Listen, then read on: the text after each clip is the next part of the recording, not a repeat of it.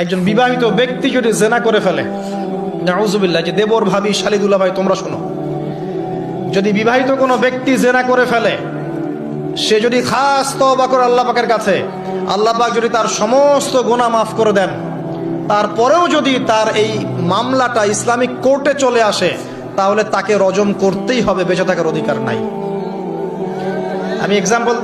আমি দলিল দিচ্ছি, শোনেন। নবী সাল্লাল্লাহু আলাইহি ওয়াসাল্লামের একজন সাহাবী, মহিলা সাহাবী, তিনি পাপ করে ফেলেছেন। কি করেছেন? জেনা করে ফেলেছেন। বিবাহিত ব্যক্তি ছিলেন।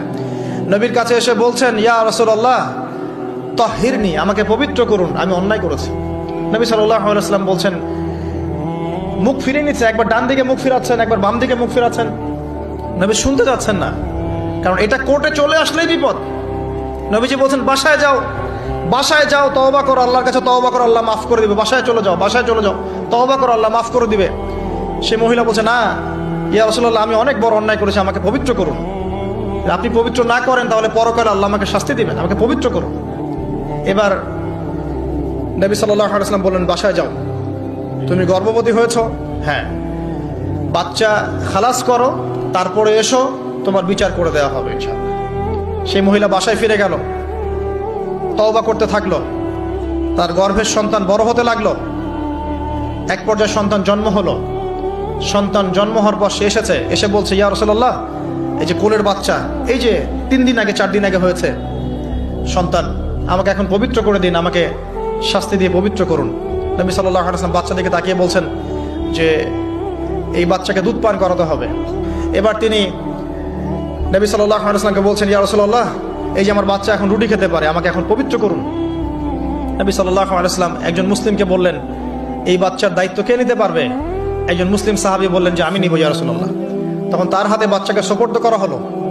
বাচ্চাকে সোপর্দ করার পর এই মহিলাকে নিয়ে যাওয়া হচ্ছে এবং সাহাবীকে বলা হলো, অন্যান্য সাহাবীদেরকে বলা হলো, তোমরা এই মহিলাকে নিয়ে যাও, নিয়ে গিয়ে রজম করো, অর্ধেক মাটিতে পুঁতে ফেলে পাথর নিক্ষেপ করে হত্যা করো। এবার সাহাবীরা এই কাজ করছেন। খালিদ বিন ওয়ালিদ রাদিয়াল্লাহু আনহু, বিখ্যাত বীর সাহাবী, তিনি তখন মুসলিম হয়েছেন এবং অনেক যুদ্ধের নেতৃত্ব দিচ্ছেন। তিনি একটা পাথর নিক্ষেপ করেছেন। এই নিক্ষিপ্ত পাথরের আঘাতে রক্তের ফিনকি ছিটকে এসে খালিদ বিন ওয়ালিদ রাদিয়াল্লাহু আনহুর এই যে কাপড়ের মধ্যে পড়েছে। তখন খালিদ বিন ওয়ালিদ রাদিয়াল্লাহু আনহু তিনি বলছেন, ছি, আমার কাপড়ে একজন ব্যভিচারী নারী রক্ত পড়লো, এরকম একটা স্টেটমেন্ট তিনি করেছেন। তখন নবী সাল্লাল্লাহু আলাইহি ওয়াসাল্লাম রাগ করে বলেন, এ খালিদ, তুমি থামো।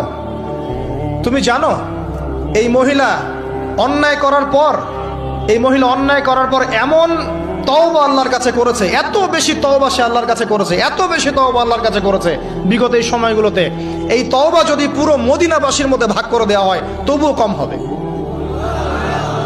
এবং সেই মহিলা এখন জান্নাতে আছে, জান্নাতে নদীতে সাঁতার কাটছে ইনশাআল্লাহ। আমি বুঝাতে পারলাম কিনা? এই মহিলাকে আল্লাহ পাক মাফ করে দিয়েছেন, তিনি জান্নাতে আছেন ঠিকই, দুনিয়াতে তার বিচার নবীজি করেছেন তারপরেও। আমি কি বুঝাতে পারলাম যে বিবাহিত ব্যক্তি ব্যভিচার করলে কিরকম শাস্তি হবে? এরপরেও যারা এখন ওই জেনার অপরাধে লিপ্ত আছেন, অবিবাহিত হন আর বিবাহিত হন, আল্লাহর ওয়াস্তে আজকে গভীর রাত্রে গিয়ে তওবা করবেন, রাত্রেবেলা ওযু করবেন, জায়নামাজে দাঁড়াবেন,